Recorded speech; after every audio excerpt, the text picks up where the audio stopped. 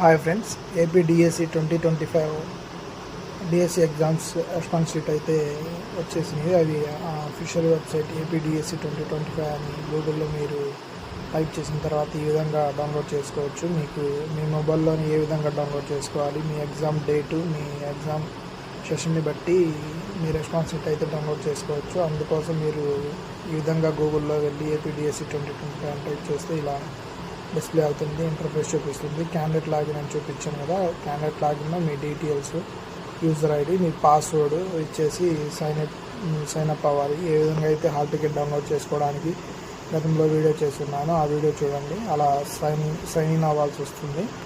Sign in అవ్వగానే మీ details అనేవి ఈ విధంగా కనబడుతూ ఉంటాయి. మీ డీటెయిల్స్, మీ యూజర్ ఐడి, మీ హాల్ టికెట్ నెంబర్, ఇయర్స్ ఈ విధంగా కనబడిన తర్వాత లెఫ్ట్ సైడ్ సర్వీస్ అనే బటన్ క్లిక్ చేయండి. ఇక్కడ మీకు చూపిస్తున్నాను చూడండి, లెఫ్ట్ సైడ్ సర్వీస్, దాని మీద క్లిక్ చేస్తే మీ hall ticket, payment, response sheet అని ఇలా మీ విధంగా కాలమ్స్ వస్తాయి.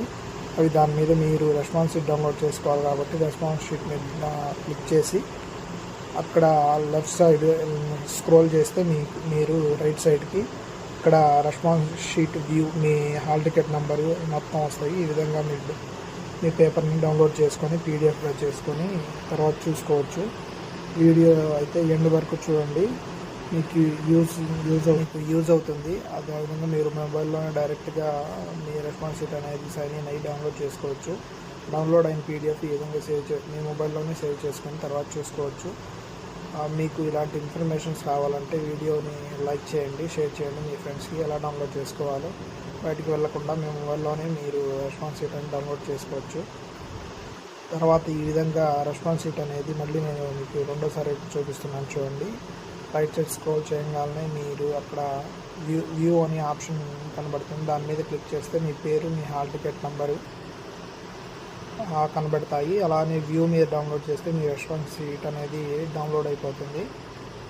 తర్వాత ఇక్కడ క్వరీస్ పెట్టడానికి, ఆ రెస్పాన్స్ షీట్లో ఏమైనా కరెక్షన్స్ ఉంటే, మీరు పెట్టిన ఆన్సర్స్ రైట్ అయి ఉండి ప్రూఫ్స్ ఉంటే మీరు ఈ విధంగా అనేది మీరు క్వరీస్ పెట్టుకోవచ్చు. మీరు పెట్టిన ఆన్సర్స్ రైట్ అయి ఉండి ఆ రెస్పాన్స్ షీట్లో కనుక రాంగ్ అని ఇస్తే మీ దగ్గర ప్రూఫ్స్ అవి అటాచ్ చేసి మీరు డైరెక్ట్గా మీరు కంప్లైంట్ అనేది రైజ్ చేయవచ్చు. అవి డేట్స్ ఇచ్చారు, ఎప్పట్లోగా ఏ పేపర్ ఎప్పట్లో ఇవ్వాలి, కంప్లైంట్ రైజ్ చేయాలి అనేది మీరు అక్కడ నోటీస్లో ఇచ్చిన డేట్స్ ప్రకారం మీరు ఆ విధంగా మీ డీటెయిల్స్ని ప్రూఫ్ తోటి అటాచ్ చేసి కంప్లైంట్ రైజ్ చేయవచ్చు. ఈ విధంగా ఈ వీడియో మీకు యూజ్ అవుతుంది అనుకుంటున్నాను. డైరెక్ట్గా మేము